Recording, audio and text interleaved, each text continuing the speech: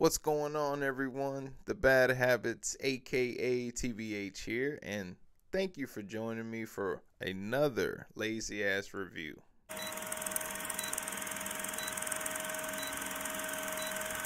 Aquaman and the Lost Kingdom. The very first question you may have, does it sink or does it swim? Let me tell you, this one sinks. Now, for context, I saw the first one in theaters as well when it came out about 5 years ago. I thought it was a fun time in the theater, and then I watched it at home and said, okay, it's not as good. It's fun, it's pretty, but there's some issues with that first one, okay? So, off the bat, I'm not a huge fan of that. Hey, I'm one of those Snyder Cut guys. Batman versus Superman, Ultimate Edition. One of my favorite comic book movies of all time. Enter at your own risk. Use that for context. I even loved The Marvels last month. I gave that a pretty good rating. Check out the review. It very much is a continuation of the first one, I will say, but this one is so fucking lazy. I feel like the exposition, the shots, dialogue, the acting, directing, yeah, what the hell? This was just all over the damn place. James Wan, big fucking fan. I loved his camera work in the last one. You know, big issues with a lot of shit, but I love the fact that he actually moves his camera around. Yeah, so this one, big fucking issues. It's a problem of having too much going on, but nothing to say. Damn, this shit's generic. Shazam 2 was whack. The Flash was whack. Blue Beetle was okay. And then you have Aquaman 2. I gotta say, DC cannot do sequels, at least not currently speaking. That makes me a little worried about the team behind Batman 2 and Joker 2, because, woo! Black Manta survives after the last film, spoiler alert, and he teams up with Randall Park's character. Black Manta is here for revenge, okay? There's nothing to him. He's not, he's not three-dimensional in any way. He is very flat and just, he's here to kill Aquaman. So, if you're going in for like a Thanos type of situation, no. Not every movie needs a Thanos, or a Killmonger where you see part of what they're saying. They're still fucking crazy. I don't know, he's being possessed by some underwater demon zombie creature thing. I don't know. Doesn't matter. He's big and bad. Doesn't matter. He's big and bad, and he knows it. Amber Heard in this film, she gets a lot of screen time, much more than I anticipated. There are times when you can see they clearly had to write around her or reshoot, some scenes, rework this and that. But I'm going to tell you right now, she survives in the film. Surprised the fuck out of me, because in the trailer, I thought she was going to get crushed. However, there is a flip side, folks. Mara, not Amber Heard necessarily, but the character Mara, damn, she fine. I'm sorry, I don't care. Say what you want. This woman right here is a dignified queen. She's just trying to help her nation and raise a son, Amber Heard, on the other hand, that's another story. This film, the plot line, it's not really super important for the movie. The overall message is it's about global warming. Manta's melting the Antarctic ice sheet, so he's causing issues. Shit's going down. It's very similar to what Orm did in the first film.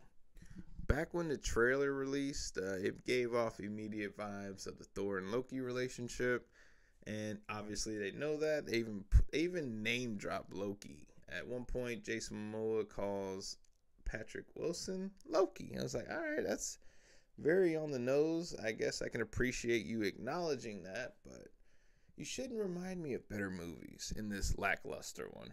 Let me say, while we're on Patrick Wilson, I'm seeing everywhere that, yeah, he looks like classic Aquaman. That is cool with me. I really like that, because you were never really going to get that with Jason Momoa. I don't personally give a fuck whether he wore the stupid orange and green. I don't give a fuck. I'm open to different interpretations of characters, but it was nice that we got the sort of OG classic one. But in this film, Orm really does step up. He's actually a solid character. He's less stoic and boring. Okay, maybe initially is, but he gets a little bit of a personality swap. The first hour or so is spent setting up Manta, the politics of being a king, and it's not very interesting. I gotta be honest, especially compared to the first one, which I feel like it was moving quickly. I hated all the flashbacks in the first one though. Oof, especially that teenage Aquaman.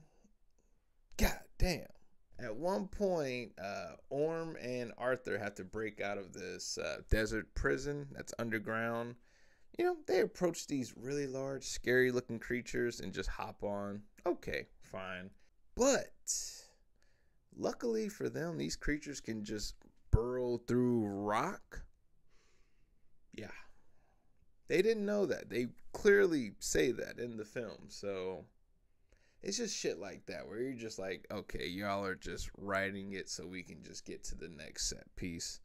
Y'all are not putting in any real effort. But yeah, this has been a rough year for films. It's also been a somewhat good year in some ways. A weird year nonetheless. I'm actually currently speaking, I'm editing a video about movies that I've seen in the year 2023. It's going to be broken up into 3 parts, it's looking like. One for, basically the good, the bad, and the great. Yeah, so look forward to that. I hate to bring up comparisons, but Momoa, earlier when he played Dante in Fast X, that was fun to me, okay? I don't know what to tell you. A lot of people didn't agree with that, but I loved his portrayal in that film. He actually cared, though. It's probably because he knew he was coming back. His character didn't die off, and also he hasn't become family yet. So, yeah, I'm guessing he cared a little bit because he knew he had a job going down the line here. With this film, Aquaman, that's the end of the DCEU, the Snyderverse, whatever you want to call it. So we don't know if he'll truly be back. He's probably going to be Lobo, but it's not confirmed to my knowledge. And shit, I don't have a better option, so feel free. Would love to see what he does with the character. Yeah, I guess I'll try to be nice here. One big complaint I had about the first film was the sudden interruptions during monologues. Out of nowhere, at least a few points in the film, the first one, whenever a character's in the middle of a important monologue or, a cute moment, for example, right before the moment can reach its climax, boom, explosion. At one point that happens, and Aquaman even says, I hate when that happens. Yes, that was a big complaint I had in the first one. They only do it once here, so bravo. It still won't save you, but bravo. Also, one thing I want to give The Flash a little credit for, at least the film, they very clearly established that the other characters are busy when, Barry needs them, so that's why it's a solo mission. In a movie like this, where the fate of the world is at stake, no one else is to be seen, where the fuck is Martian Manhunter? God damn it, I'm mad we didn't get anything else with him. The brother relationship between Orm and Arthur is really fun, though. Let me give it a little more credit here. I just wish Orm was still the bad guy. There was one point, though, where he was kind of chewing the scenery, where I was like, oh, shit. And then there's a quick turn where he's, good guy again. So, damn it, man. It's a bit of a cock tease, if you ask me. Whatever. That's just a personal taste. I love a good villain or someone chewing up the scenery. I love that type of shit. So, I'm a sucker. At the climax of this film, Arthur's presented with a choice. If you saw the first film, in the beginning when Arthur meets Manta, David, he is interfering a pirate raid that they're doing, and he basically ends up killing David's dad, or at least being the reason David's dad is dead. So Arthur's presented with a choice, and he makes the right one. He reaches out for David, but David goes full Loki and decides to drop. I like that.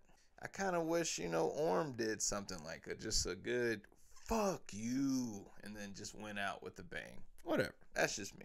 Just like the very ending of the first Black Panther movie, where T'Challa opens up Wakanda, Arthur decides to do that with Atlantis. He even joins the United Nations. So, progress. But it's still Black Panther.